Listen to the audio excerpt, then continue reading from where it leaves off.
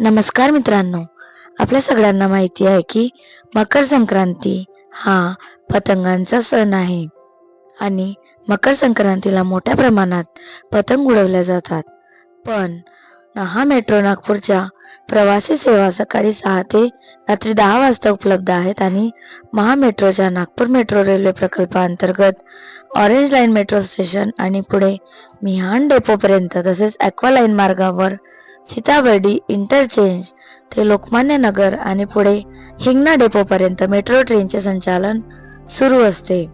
Metro ट्रेनचे संचालन 25,000 volt विद्युत प्रवाहाच्या माध्यमाने होते. पतंग किंवा मांजा या विद्युत तारांमध्ये अडकल्याने दुर्घटना घडू शकते. त्यामुळे मेट्रो मार्किंग जवळ पतंग उडवणे तर टाळावे असे आवाहन मेट्रो प्रशासनाने नागपूरकरांना केले आहे.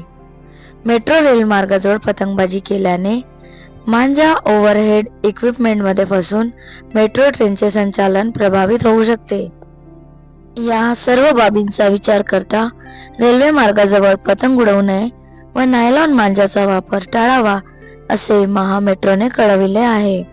तर मित्रांनो, कृपया या माहितीची नोंद घ्यावी आणि व्हिडिओ शेवटपर्यंत बघितल्याबद्दल खूप खूप धन्यवाद.